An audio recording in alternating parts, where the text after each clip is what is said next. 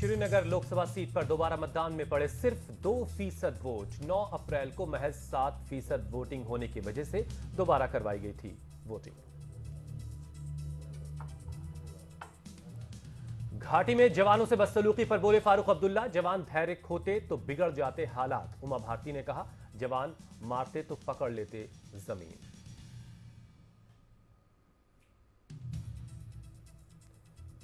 कुलभूषण जाधव को पाकिस्तान ने किया था अगवा। विदेश मंत्रालय के पड़ोसी मुल्क की खरी खरी कहा, नहीं रखा अंतर्राष्ट्रीय कानूनों का कोई ख्याल।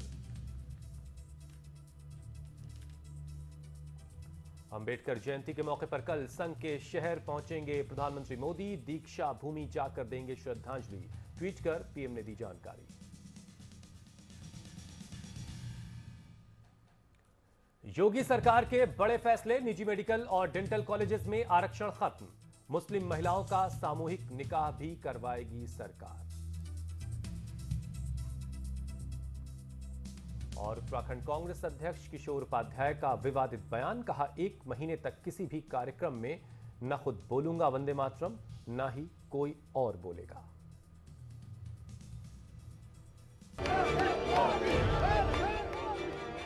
नतीजों से समझ में आ रहा है कि लोग माने नहीं, लोगों में नाराजगी कम नहीं हुई।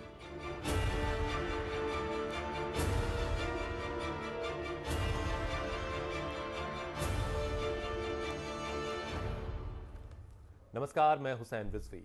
अन्ना की अगस्त क्रांति और उसी क्रांति के पोस्टर को फाड़कर निकला एक हीरो, जिसे दुनिया ने केजरीवाल के नाम से जाना, और एक क्रांतिकारी पार्टी वजूद में आई जिसे आप कहा गया, मतलब आम आदमी पार्टी। जितनी तेजी से नजरों में चढ़ी, शायद उतनी ही तेजी से उतर भी रही है। यह कहने की वजह है, और सॉलिड वजह है। दिल्ली के राजौरी गार्डन में पार्टी की जमानत जब्त हो गई है। वोट शेयर करीब 55% से घटकर 13 पर आ चुका है। बात सिर्फ राजौरी गार्डन तक सिमटी नहीं है।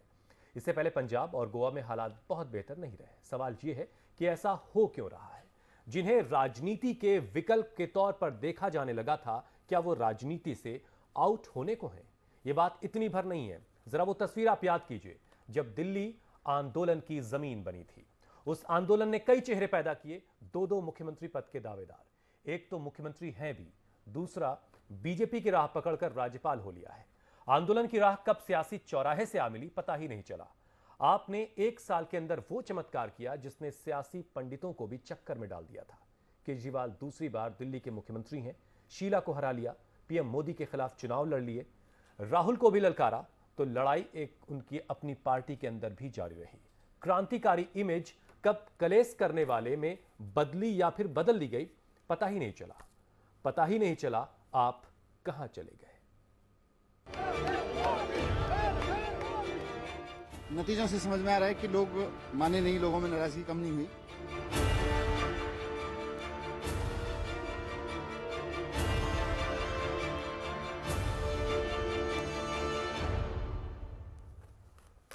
ये सवाल इसीलिए बड़ा हो जाता है कि एक बहुत बड़ी क्रांतिकारी पार्टी के तौर पर आम आदमी पार्टी को देखा जा रहा था, लेकिन धीरे धीरे तस्वीर कुछ और ही बनती नजर आ रही है। एक रिपोर्ट आप पहले देखें, फिर अपने मेहमानों से आपकी मुलाकात करवाएंगे।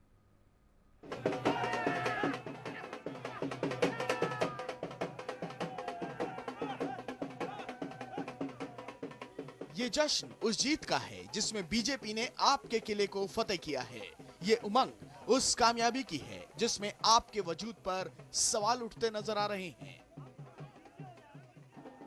दिल्ली के राजौरी गार्डन में बीजेपी अकाली उम्मीदवार मनजिंदर सिंह सिरसा की जीत हुई तो तमाम पार्टी कार्यकर्ता झूम उठे, जिन्होंने भरी दोपहरी में बीजेपी के लिए प्रचार किया था। जीत भी ऐसी हुई कि न सिर्फ जीत का फासला बढ़ा, बल्कि आप उम्मीदवार की जमानत ही जब्त हो गई। नतीजों पर नजर डालें तो बीजेपी के मनजिंदर सिंह सिरसा को जहां 40,602 वोट मिले, वहीं कांग्रेस की मीनाक्षी चंदेला को 25,950 वोट मिले, जबकि आपके हरजीत सिंह को महज 10,243 वोट मिले। मनजिंदर सिंह सिरसा 14,652 वोटों से चुनाव जीते। हालत यह रही कि आम आदमी पार्टी का उम्मीदवार अपनी जमानत भी गवा बैठा। बात अगर वोट शेयर की जाए तो बीजेपी को 51.99, कांग्रेस को 33.23 और आम आदमी पार्टी को 13.11% वोट मिले। दिल्ली में मौसम नगर निगम चुनाव का है, लिहाजा बीजेपी इस जीत के बाद उत्साहित है और एमसीडी चुनाव फतह करने का दावा कर रही है। इसका रिजल्ट ही एमसीडी का रिफ्लेक्शन होगा। 250 से ज्यादा सीटें हम जीतेंगे, आम आदमी पार्टी की फिर से जमानत जब्त होगी। राजौरी गार्डन सीट से कांग्रेस हार गई, लेकिन उसकी खुशी इस बात को लेकर ज्यादा है कि उसने आम आदमी पार्टी के वोटों पर कब्जा किया। इसके अलावा दूसरे नंबर पर अपनी स्थिति मजबूती से दर्ज कराई। जिस तरीके से कांग्रेस ने अपना ग्राफ बढ़ाया है, उससे लगता है कि आम आदमी पार्टी की नाकामियों को लोग अब दिल्ली में पूरी तरह समझने लगे हैं। वहीं आपकी दलील है कि जर्नैल सिंह के पंजाब जाने से उनकी हार हुई है। ऐसे में निगम चुनाव पर इसका कोई असर नहीं पड़ेगा। ये बात भी है कि नगर निगम का चुनाव क्योंकि नगर निगम के मुद्दों पर होना है, जहां 10 साल से भारतीय जनता पार्टी है, तो मेरे को लगता है एंटी इनकम्बेंसी उनके ऊपर है। आम आदमी पार्टी के नेता जो भी दावा करें, लेकिन नतीजों से साफ है कि जनता का भरोसा उन पर से उठ चुका है, क्योंकि जिस राजनीति की रवायत लाने की केजरीवाल कोशिश कर रहे थे, उसमें कहीं ना कहीं वो फेल हो रहे हैं। प्रशांत त्यागी, न्यूज़ वर्ल्ड इंडिया, दिल्ली। चलिए, दलीलें ये जरूर दी जा रही हैं कि ये चुनाव जो है वो एमसीडी के चुनाव से बिल्कुल अलग है, इसका एमसीडी पर कोई असर नहीं पड़ेगा। लेकिन आप एक मोटा मोटा अंदाजा तो लगा ही सकते हैं ना कि जिस तरीके के नतीजे राजौरी गार्डन दिल्ली के आए हैं, वो नतीजे इस बात की तरफ इशारा कर रहे हैं कि एक पार्टी जो 55% के आसपास का वोट शेयर उठा रही थी दिल्ली में पिछले विधानसभा चुनाव में, वो अगर 13% पर आ गई है तो बात बड़ी है और परेशान करने वाली भी है। मेरे साथ आम आदमी पार्टी से विवेक यादव इस वक्त मौजूद है। विवेक, बहुत बहुत शुक्रिया, आपने वक्त निकाला हमारे लिए। और अभय दुबे साहब हैं, कांग्रेस से आते हैं। बहुत बहुत शुक्रिया सर, आपने हमारे लिए वक्त निकाला। सबसे पहले विवेक, क्या बात सिर्फ इतनी सी है जो आपके नेता कह रहे हैं कि ये चुनाव अलग है, एमसीडी के अलग अलग इश्यूज होंगे, वहां पर एंटी इनकम्बेंसी है, पिछले 10 सालों से बीजेपी वहां पर काबिज है, या बात उससे ज्यादा बड़ी है? क्योंकि आपने एक बहुत बड़ा जो जनाधार आपके पास था, वोट शेयर 55% से घटकर 13 पर आ गया है। क्या बात वाकई बड़ी है और परेशान करने वाली है आपके लिए? देखिए, राजनीति का मिजाज हर दौर में और हर समय चेंज होता है। जैसे आप देखिए कि लोकसभा के चुनाव में पूरे देश में एक माहौल था और इसी भारतीय जनता पार्टी को दिल्ली की सातों सीटें मिली थी और उसका 67 सीटों पे आम आदमी पार्टी ने जीत दर्ज की थी। तो राजनीति का मिजाज हमेशा चेंज होता है और जो परिस्थितियां थी वहाँ की राजौरी गार्डन की, स्वयं मनीष जी ने बताया भी, वो केवल ये था कि एक हमारे विधायक जिन्होंने इस्तीफा दिया और जाकर के पंजाब में चुनाव लड़ा, इस वजह से लोगों में नाराजगी थी, लोग नाराज थे और उस नाराजगी को दूर करने का प्रयास किया, उनसे लोगों से बात की, समझाने का प्रयास किया, लेकिन शायद लोगों ने माफ़ नहीं किया उस बात को लेकर के। तो उसी का परिणाम है कि वहाँ हमारे कैंडिडेट को हार का मुंह देखना पड़ा। लेकिन मैं आपसे कहता हूँ कि अगर बात हम लोग करें नाकामियों की, तो दिल्ली में अगर एमसीडी का चुनाव है तो दिल्ली में एमसीडी का चुनाव 10 साल से भारतीय जनता पार्टी की नाकामियों पर लड़ा जाएगा और लड़ा जा रहा है। दिल्ली की जनता ने भुगता है इनकी नाकामियों को। जिस तरह से गंदगी का आलम है, जिस तरह से भ्रष्टाचार और लूट का आलम है, उसका एक इफेक्ट रहेगा। ठीक है, और आप देखिए दोनों चुनाव का मिजाज बिल्कुल अलग होगा, एमसीडी के चुनाव के परिणाम बिल्कुल अलग आने वाले हैं। ठीक है, मैं आता हूं आपके पास। अभय दुबे साहब, क्या वाकई ऐसा ही है जैसा विवेक साहब कह रहे हैं, या हम जो 2011 के आखिर महीने से और अब तक जिस तरीके से हमने आपका उदय देखा है, जिस तरीके से वो लोगों की नजरों में आए, क्या उस रफ्तार से एक बहुत सारी जो लोगों में बातें होती हैं कि बहुत क्लेश करते हैं, क्या वाकई ऐसा हो रहा है और इस तरीके से लोगों की नजरों से पार्टी उतर रही, या कुछ और तरीके से आप देखते हैं? नहीं, देखिए, विवेक जी ने कहा कि राजनीति का मिजाज बदलते रहता है, तो यहाँ राजनीति के मिजाज की अपेक्षा राजनेता का मिजाज बदला और प्रतिपल बदला। जो दोनों ही सरकारों के साथ परेशानी है, चाहे वो केंद्र में मोदी सरकार हो या केजरीवाल साहब की सरकार हो, दोनों ही सरकार के पास प्रचार तो करती है मगर परिणाम पर ध्यान नहीं देते। जब तक आप डिलीवरेबल्स पर ध्यान नहीं दोगे, अंततः ये प्रजातंत्री व्यवस्था में परिणामों की अपेक्षा नागरिक करते हैं। जब तक परिणाम नहीं दोगे तो आप सिर्फ प्रचार के आधार पर कितने दिन तक अपनी सरकार को कायम रख सकते हो, और उसी का परिणाम है। क्योंकि हमारी लड़ाई उन दोनों सरकार से थी, एक सरकार को परास्त कर दिया, अगली को हम स्थानीय निकाय के चुनाव में परास्त करेंगे। तो इस देश की जनता ने जो निर्णय लेना प्रारंभ किया, और खास करके ये जो बात कही जा रही है देश भर के लिए कि मोदी जी का प्रचंड बहुमत है, अभी हम उस पे नहीं है अभी सिर्फ मैं आपका नजरिया उस पे मांग रहा था कि एक राजनीतिक दल के तौर पर आम आदमी पार्टी को आप कैसे अभी आंक रहे हैं, क्योंकि ये वो पार्टी है जो एक आंदोलन से उपजी थी, वहां से पैदा हुई थी और उनके तौर पर राजनीति के विकल्प को देखा जा रहा था। आज जिस दशा में हैं आप उसे कैसे आंक रहे देखिए, हैं? दो स्वरूप थे आम आदमी पार्टी के। एक वो था जब ये आंदोलनकारियों की भूमिका में थे, ये वो सारे नेता जिन्होंने अपना एक राजनीतिक नेतृत्व देने की कोशिश की। तो जब तक ये नहीं, तो आप लोगों ने आंदोलनकारी चैलेंज किया था ना आप जैसे लोगों हाँ ने बिल्कुल, कि किसी को आइए। भी देखिए, प्रजातंत्र में ये स्वस्थ परंपरा होनी चाहिए। सरकार को चुनौतियां, ये तो मैं कहता हूं कि प्रजातंत्र की जांच चौकियां हैं और ये होना ही चाहिए। मगर वो आंदोलन जब सत्ता की लोलुपता में दिखाई दिया तब लोगों की अनास्था हुई, और ऐसी सत्ता की लोलुपता जो परिणामों की अपेक्षा सिर्फ राजनीतिक कुचेष्टा से प्रचार पाना तब कहां अनास्था हुई? तब तो 67 सीटें दे दी, पहले बार 28 दी, फिर 67 दी। तो 67 सीटें दी बहुत अपेक्षाओं के साथ, लेकिन जितनी अधिक अपेक्षाएं थी उतना अधिक तेजी से पराभव प्रारंभ उस राजनीतिक दल का होगा जो परिणाम की अपेक्षा। आप देखिए इस पूरे कार्यकाल में किया क्या, सिर्फ ऐसा लगा कि विवादों के अलावा कुछ भी नहीं है आप राजनीतिक दल। तो लोगों के मन में जब ये स्मृति पटलों पर चिन्हित होने लगा तब उनको एक निराशा का भाव हुआ, क्योंकि बड़े बहुमत के साथ बहुत आशाएं और उम्मीदें थी। विवेक जी, जरा इसको ब्रॉडर वे में जरा सा इसका जवाब दीजिएगा। मैं ये समझना चाह रहा हूं कि देखिए आप लोग जिस तरीके से आपकी पार्टी वजूद में आई, जिस तरीके से केजरीवाल जीत के आए, एक बहुत सारे लोगों के मन में एक उम्मीद थी कि एक अलग तरह की सियासत, एक अलग तरह की राजनीति उन्हें देखने को मिलेगी। कहां पर आप लैग देख रहे हैं? क्या आप डिलीवर नहीं कर पा रहे हैं? क्यों 13% पर आ गया एकदम से आप लोगों का आंकड़ा? जरा सा एमसीडी और इस राजौरी गार्डन से अलग हट करके जरा बताइएगा, क्योंकि पंजाब और गोवा में भी कुछ खास नहीं हो सका। हुसैन रिजवी साहब, देखिए जो हम लोगों ने शुरू से कहा था कि एक नए तरह की राजनीति है, और इसको तो आप मानिए कि ये बौखलाहट दोनों पार्टियों की है और वो तो इसको किसी तरह से खत्म करने पे और कुचलने पे आमादा है। इसमें बहुत सारी दुश्वारियां हम लोगों के सामने आएंगी, बहुत सारे उतार चढ़ाव भी देखने को मिलेंगे और हम लोग पूरी तरह से इसके लिए तैयार हैं।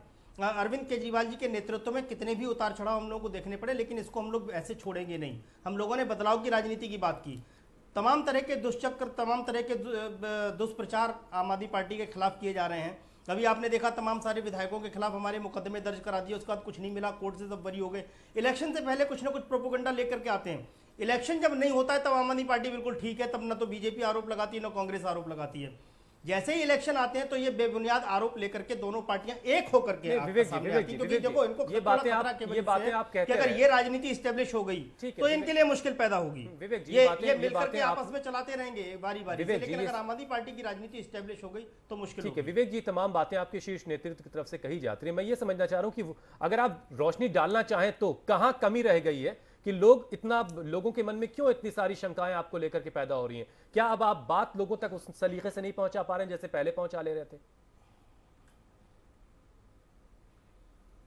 नहीं, देखिए एक राजौरी गार्डन वाले मामले में अगर आप देखें तो वो तो बात वही है कि लोगों में बहुत नाराजगी थी और पूरा प्रयास किया गया जिस तरह से बात लोगों के बीच तक ले जानी चाहिए थी, ले जाने का प्रयास किया। अलग बात है कि गुस्सा उस समय चरम पे था कि एक विधायक उनको बीच में छोड़ के चले गए। हम लोग इसको स्वीकार करते हैं कि वो नाराजगी लोगों ने वो जाहिर की है, तो उसको हम लोग सिर माथे उनका परिणाम जो आया है वो स्वीकार करते हुए, लेकिन एमसीडी का चुनाव इससे बिल्कुल अलग होने वाला है। इंतजार आप देखिए कि 10 साल में जिस तरह से भ्रष्टाचार हुआ है एमसीडी के अंदर, तो उस पे आप देखिए, निश्चित रूप से दिल्ली की जनता सारी चीजों को जानती है। भी बहुत सारे सर्वेज आ रहे हैं, उसमें आप देखिए अब 50% लोग कहते हैं कि दिल्ली में एमसीडी के परफॉर्मेंस से वो बिल्कुल संतुष्ट नहीं है, तो उसके परिणाम बिल्कुल अलग आएंगे। इसको दोनों चुनाव को एक साथ जोड़ करके देखना बहुत आपको ये उम्मीद करनी भी चाहिए। मैं आपको फिर बता दूं कि लेकिन भाजपा और कांग्रेस मिलकर के आम आदमी पार्टी को डेंट लगाने का, डैमेज करने का प्रयास करेंगी। कोई फर्क नहीं पड़ता, हम लोगों ने काम किया है, जो काम डिलीवर किया है लोगों तक गया है। देखिए ये बात कहते रहने से काम नहीं चलने वाला है कि बीजेपी और कांग्रेस आपको डेंट करने की कोशिश कर रहे हैं, आपको डिरेल करने की कोशिश कर रहे हैं। आपको इन तमाम हालातों के बीच डिलीवर करना होगा। बहरहाल मेरे साथ राजीव बब्बर साहब इस वक्त जुड़ चुके हैं, बीजेपी के नेता हैं, दिल्ली बीजेपी के उपाध्यक्ष हैं। राजीव, बहुत बहुत शुक्रिया, आपने वक्त निकाला हमारे लिए। पहले तो मुबारकबाद भाई, आप लोगों ने शानदार तरीके से राजौरी गार्डन की सीट जीत ली है, लेकिन हम आज इस पहलू पर बात कर रहे हैं राजीव बब्बर साहब की। धन्यवाद और आपको बैसाखी की शुभकामनाएं। बहुत बहुत शुक्रिया, आपको भी मुबारक हो भाई। हम ये समझना चाह रहे हैं आज राजीव बब्बर साहब की, एक पार्टी जिसका उदय एक आंदोलन की जमीन से हुआ, आम आदमी पार्टी, जिसको हमने राजनीति के विकल्प के तौर पर देखने की शुरुआत की थी और जिसे दिल्ली ने 67 सीटें दी, पहली दफा 28 सीटें दी। अब वो कहां पर आज आपको खड़ी हुई नजर आती है और क्यों, वजह क्या देख रहे हैं आप? आपका पहलू क्या है दूसरी देखिए, पार्टी ऐसा है कि जब इनको 67 सीटें मिली थी तो इन्होंने कोई ग्राउंड पे परफॉर्मेंस नहीं किया था, एक भ्रमजाल बेचा था और उस भ्रमजाल में दिल्ली की जनता इनके साथ में फंस गई थी। अब 2-2.5 साल में देखा कि सिर्फ क्रिटिसिज्म, सिर्फ गाली देना, सिर्फ दूसरों पे कसूर लगाना, यानी हमें काम नहीं करने देती केंद्र सरकार, लेकिन 4 करोड़ की हम फीस दे देते हैं वकील को, उसके लिए तो हमें केंद्र सरकार नहीं रोकती है। और हम अपनी एडवर्टाइजमेंट देते हैं और 97 करोड़ रुपए सरकार का खा जाते हैं। बाद में जो है सुप्रीम कोर्ट की रेगुलेटरी बॉडी कहती है कि आपने सरकार के पैसे लुटा दिए, अब वापस जमा करा दीजिए। तो ये सब चीज़ें जो हैं जनता के सामने बहुत स्पष्ट हो रही हैं। पिछले 2 साल में जिस तरीके से इन लोगों ने एक राष्ट्रभक्त, देशभक्त और गरीब जनता के लिए काम करने वाले प्रधानमंत्री का उपहास किया और जिस तरीके से इन्होंने उनको बोला, दिल्ली की जनता ने उसको दिल में रखा था और रजौरी के बाई इलेक्शन में जो मन में वो गुस्सा था वो बटन दबाकर बता दिया कि किस तरीके से आम आदमी पार्टी के बारे में आज जनता सोचती है और वो कहाँ खड़े हैं। 16,000 की प्लेट में खाना खाने वाले लोगों को आज 11,000 वोट नहीं मिले, इससे बड़ा दुर्भाग्यपूर्ण कुछ नहीं हो सकता। और मैं हैरान हूँ, उतनी बेशर्मी से प्रवक्ता कह रहे हैं कि इसको एमसीडी से मत जोड़िए और इसको इधर से मत जोड़िए। अरे भाई, आपने दिल्ली की जनता को जब इतना लूटा है, जब आपने इतनी गद्दारी दिल्ली की जनता के साथ की है, तो जनता आपको क्यों माफ़ करेगी। और ये परिणाम जो है बहुत बहुत सीधे सीधे हैं। नरेंद्र मोदी जी की जो पॉलिसीज़ हैं, जो उनकी पॉजिटिव विजन है, जिस तरीके से देश को वो डेवलपमेंट की तरफ लेके जा रहे हैं, देश की जनता उनके साथ है, हर वर्ग उनके साथ है, हर जाति धर्म के लोग उनके साथ हैं, ये उसी का परिणाम है। देखिए, सियासी भ्रमजाल की जो आप बात कर रहे हैं वो तो देखिए सियासत में सभी करते हैं। विवेक, आप जरा इस बात का जवाब दीजिए, आप अपनी बात भी कहिएगा।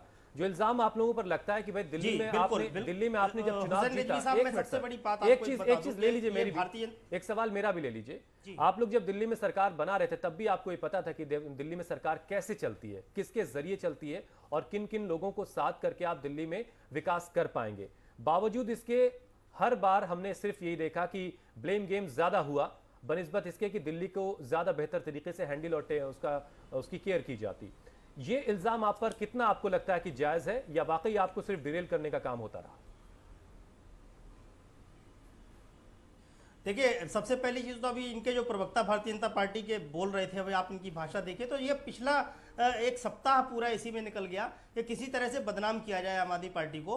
और जो अभी इन्होंने कहा कि 4 करोड़ रुपए वकील की फीस दे दी, कहां दी गई फीस? अभी 12 करोड़ रुपए की, जो 12,000 रुपए की थाली का जो जिक्र ये कर रहे हैं, उसमें प्रधानमंत्री जी भी सरकारी भोज आयोजित करते होंगे, डिनर आयोजित करते होंगे। प्रधानमंत्री जी नहीं जाते किसी ढाबे पे रेट लेने के लिए, कितने रेट की थाली है और कितने रेट की दाल है और कितने रेट के चावल है, ये अधिकारी वहां आयोजित करते हैं। लेकिन जब जैसे ही बिल दिल्ली सरकार के सामने आया, उस पर ऑब्जेक्शन लगाया हमारे डिप्टी सीएम मनीष सिसोदिया जी ने। सबसे बड़ी दिक्कत क्या हो रही है? सबसे बड़ी दिक्कत ये हो रही है जैसे बिजली और पानी के मुद्दे में आम आदमी पार्टी ने दिल्ली के अंदर काम किया, अपने वायदे को पूरा किया। वहां आकर के हमने कहा कि एमसीडी में अगर हम आएंगे तो एमसीडी का भ्रष्टाचार दूर करेंगे, हम हाउस टैक्स माफ करेंगे, ये इनके पेट में दर्द होता है सबसे ज्यादा। और वहां जाकर के किसी तरह से आम आदमी पार्टी की क्रेडिबिलिटी को गिराने का काम। जब आप पकड़े गए उसके बाद शुरू हुई है कहानी, तो गुमराह मत कीजिए, अब मान जाइए, छोड़ दीजिए इस जिद को। हुसैन रिजवी साहब ये बोल रहे थे, मैं सुन रहा था। राजीव साहब, एक एक करके बात कर लेते हैं। राजीव साहब, सुन भी ले, ठीक है, प्लीज मैं नहीं बोल रहा था इनके बीच में। प्लीज राजीव साहब, इन लोगों का पूरा प्रोपेगेंडा यही रहता है कि सामने वाले की बात कंप्लीट ना होने दें, गणेश जी को दूध पिलाने वाले ये लोग कभी सच सामने नहीं आने देंगे। और आपका प्रोपेगेंडा बहुत दिन नहीं चलेगा इस देश के सामने। आप लोगों का झूठ और फरेब मौका है आपके पास, जनता के पास जाके उसे समझाइए ना। जो मैं आपको गिना रहा था सारी चीज, अरे भाई अभी तो ताजे परिणाम आए, थोड़ा तो शांति कीजिए। राजीव बब्बर साहब, एक एक करके कर लेते हैं प्लीज। विवेक जी प्लीज, जनता के पास जाके समझाने का मौका है आपके पास। विजय मिल गई है तो इसका मतलब आप सारे हिंदुस्तान का मुंह बंद कर देंगे, आप लोगों को बोलने नहीं देंगे, ये तो ठीक नहीं है। चलिए वो चुप है। अरे भाई आप तथ्य ठीक प्रस्तुत कीजिए, मैं चुप बैठूंगा। आप गलत तथ्य प्रस्तुत करेंगे तो मैं बीच में टोकूंगा। गलत तो आप बोल रहे हैं। 4 करोड़ रुपए आप कह रहे हैं वकील की फीस दी अभी कहां दी गई सर फीस? 12,000 आपके प्रधानमंत्री क्या जाते हैं जब उनका जेठमलानी साहब ने तो वैसे ही माफ कर दी, कहा कि दिल्ली के मुख्यमंत्री गरीब हैं और वो गरीब लोगों से फीस नहीं लेते। राजीव जी, वो सरकार के जो अधिकारी होते हैं वो उसको आयोजित करते हैं। और उसके बाद सबसे बड़ी चीज है कि दिल्ली की सरकार ने ऑब्जेक्शन लगाया, लेकिन सिर्फ ये बात कह देने से बात नहीं बनने वाली है ना। पास होकर पेमेंट हो गया होता शायद सामने भी ना आती चीज। ठीक है, अगर ये हमारी साफगोई है, हमारी ईमानदारी है। ठीक है, ये बात सिर्फ कह देने से बात नहीं बनने वाली। ये मैसेज तो चला गया ना कि आप लोगों ने इतनी महंगी थालियां खाई और खिलवाई बहरहाल अभय जी आप कुछ कहना चाह रहे थे, प्लीज अपनी बात रखिए। बिल्कुल ठीक है। हुसैन रिजवी साहब फिर आप समझिए इस बात को कि देखिए वो कोई भी डिनर अगर आयोजित होता है तो सीएम खुद उसके लिए नहीं जाता रेट फिक्स करने के लिए, अधिकारियों के द्वारा आयोजित होता है। जब बिल सामने आए तो उसको उन्होंने रोक लगाई। अगर पेमेंट कर देते तो आप बोल सकते थे इस पे। मैं भारतीय जनता पार्टी से पूछना चाहता हूं, बिल्कुल इसको राजीव जी सुन लीजिए। समोसे चाय खा गए, आरटीआई में बताया, मैंने नहीं बताया, आपकी सरकार ने बताया है। अरे इसके बारे में भी कुछ बता दीजिए। आपने पूरे देश में गणेश जी को दूध पिला दिया सर, आप तो कुछ भी करा सकते हैं, लेकिन आप सब्र करिए। आज आपका बहुत समय है कि आप रूस में हैं, एक दिन आप नीचे भी आएंगे, आपका भ्रम किसी दिन टूटेगा। जब आप झूठ बोलना आप लोगों के पकड़ में आने लगेगा। उरूज पे कभी आप भी हुआ करते थे। बहुत विनम्रता से जनता के फैसले को स्वीकार किया है और उसी विनम्रता से हम जा रहे हैं। ठीक है, एक मिनट अभय दुबे साहब कुछ कहना चाह रहे हैं, प्लीज। राजीव जी, अगर यही मापदंड आपने निर्धारित किया है, मैं बिल्कुल जस्टिफाई नहीं कर सकते जो केजरीवाल साहब ने वकील की फीस का प्रश्न है या 15-16 हजार रुपए खाने की थाली का प्रश्न है।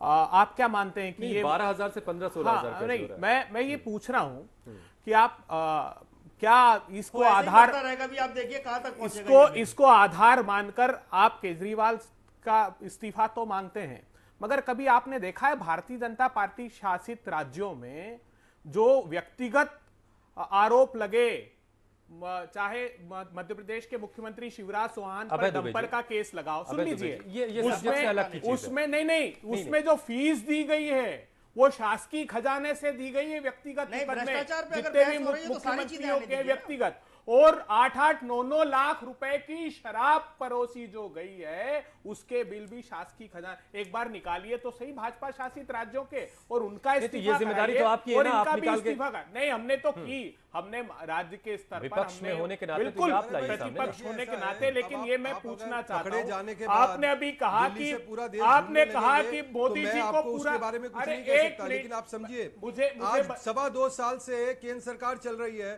2 किलोमीटर हाईवे बनता था। अरे मुझे बताइए क्या आपको भ्रष्टाचार, मैं बताता हूं आपको उसका सच, जो आपकी जो हाईवे घोटाला करने वाली है। राजीव जी सुन लीजिए, साहस तो रखिए सुनने का। 146 नेशनल, किस तरीके से भ्रष्टाचार के ऊपर में बात कर सकते हैं? 146 नेशनल हाईवे आप मुझे बताइए, 24 किलोमीटर हाईवे रोज प्रोग्रेस है।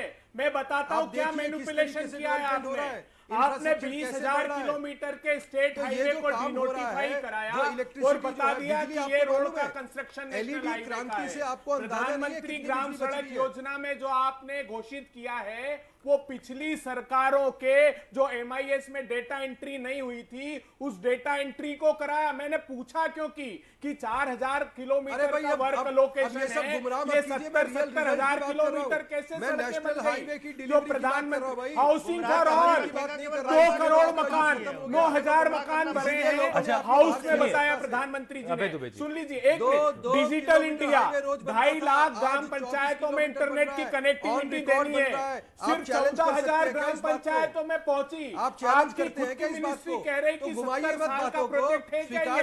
तो मिनिस्ट्री वाइज देख लीजिए, सिर्फ प्रचार में जुटे हैं प्रधानमंत्री जी, डिलीवरेबल्स पर ध्यान नहीं है। जो हश्र केजरीवाल जी का हुआ वो भविष्य के गर्भ में आप जान लीजिए। तो अभी से आप भविष्य वक्ता क्यों बन रहे हैं? देखिए विषय हमारा थोड़ा सा अलग है, आप लोग दूसरे विषय पे जा रहे हैं। 3 करोड़ अकाउंट आजादी के बाद जब तक मोदी सरकार आई, 20 करोड़। अरे फाइनेंशियल इंक्लूजन देख लीजिए जरा। ओ मेरे मित्र, आप बिल्कुल झूठ बोलने के अभ्यस्त हैं। आप हाउस में जो फाइनेंशियल इंक्लूजन के डेटा है वो देख लीजिए। नेता को गाली दे रहे हैं में क्या और कह रहे हैं कि उन्होंने 5,000 रुपए का ओवरड्राफ्ट सबको देंगे। मुझे लगता है घर 25 पर करोड़ फोकस अकाउंट कीजिए। खोले, 0.6% ओवरड्राफ्ट नहीं दिए आपने। एक मिनट प्लीज जरा अभय जी, राजीव साहब देखिए ऐसे बात नहीं हो पाएगी। ऐसे अगर आप लोग आपस में उलझ जाएंगे, वैसे भी आप दोनों के लिए अच्छी खबर है कि आप दोनों चाहते हैं कि कम से कम आप ही में आपस में मुकाबला हो और आम आदमी पार्टी कहीं वजूद में ना रहे, और उसी तरफ अगर चीजें जारी तो आप लोगों के लिए तो खुश होने का दिन है। बहरहाल आज विवेक जी फिर वहीं पर चीजें आ रही हैं कि ऐसा क्या अब आप करने जा रहे हैं कि आपकी बातें लोगों तक उतनी सिंसियरली पहुंचे जैसे पहले पहुंच रही थी? देखिए, सबसे पहले तो इनके झूठ और भ्रम से निपटना पड़ेगा। हम लोगों ने भी स्ट्रेटजी बनाई है और उसके लिए हम जनता के बीच में हमारे वॉलंटियर्स जाना चालू बराबर जा रहे हैं। लेकिन अब उन्हें करना क्या है? ये भ्रष्टाचार के विरोध में बात करने वाले लोगों को ये पता होना चाहिए कि सीएजी ने अपने ऑडिट में कहा है 40 करोड़ रुपए का गड़बड़ किया है उन्होंने एमसीडी की, तीनों एमसीडीज में, जिसमें 12 करोड़ रुपए की वेबसाइट बना देते हैं। ये जनता के भलाई और हित की बात करने वाले लोग हैं। जहां मच्छर मारने की दवाई खरीदनी थी वहां चूहे मारने की दवाई खरीद लेते हैं। तो एमसीडी में एक बड़ा भ्रष्टाचार है और लोगों ने भी ये माना है कि एमसीडी से लोग संतुष्ट नहीं है, एमसीडी के शासन और कार्यकाल से संतुष्ट नहीं है। हम लोगों ने कहा कि बिजली पानी माफ करेंगे, बिजली का बिल हाफ करेंगे और पानी माफ करेंगे। इसी तरह से हम लोगों ने कहा कि एमसीडी में अगर हम लोग आएंगे तो हाउस टैक्स माफ करेंगे, क्योंकि हाउस टैक्स के पीछे आप देखिए एक बहुत बड़ा षड्यंत्र ये रहता है कि उसके पीछे बहुत सारा घोटाला होता है कि पहले बहुत सारे बिल हाउस टैक्स के नाम पे बहुत सारे बिल आते हैं, उसके बाद उनको सेटलमेंट करने के पीछे बड़ा भारी करप्शन है। दूसरा, इनके जो घोष कर्मचारी हैं जो है ही नहीं कहीं अस्तित्व में, उनको सैलरी दिए चले जा रहे हैं। ये सारी चीजें दिल्ली की जनता को पता है। हम लोग बहुत तेजी से 7-8 दिन के अंदर पूरी दिल्ली में लोगों तक पहुंचने का प्रयास कर रहे हैं और सफल भी होंगे। चलिए इंतजार करते हैं, बहुत दूर नहीं है। आ रहे हो राजीव साहब, आपके पास एक छोटे से ब्रेक के लिए मुझे कहा जा रहा है, क्योंकि एमसीडी के चुनाव की जिसके लिए आप बात कर रहे हैं उसके लिए वो मॉरल ताकत कैसे आप समेटेंगे, क्योंकि आप 13% पर आ गए, आपका वोट शेयर जो है वो राजौरी गार्डन के इलाके में इतना घट गया है। उसके बाद आप किस तरीके से लोगों को समझाएंगे, और ये तमाम बातें आपने पहले भी कही होंगी, जाहिर सी बात है, जो बातें आप इस प्लेटफॉर्म पे आज कह रहे हैं लोगों के बीच भी आप जाके कह रहे होंगे, लेकिन कितनी समझ में लोगों के आ रही हैं ये बहुत अहम। बहरहाल एक छोटे से ब्रेक का वक्त है। ब्रेक के बाद एक और खास मेहमान मेरे साथ जुड़ेंगे, पंकज पुष्कर साहब, जो आम आदमी पार्टी में कभी हुआ करते थे, बागी हो चुके हैं, वो भी इस वक्त हमारे साथ हैं। एक छोटा सा ब्रेक, फौरन लौट रहे हैं।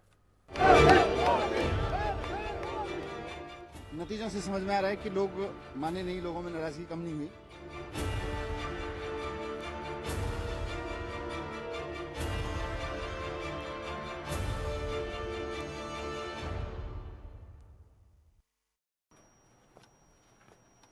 अरे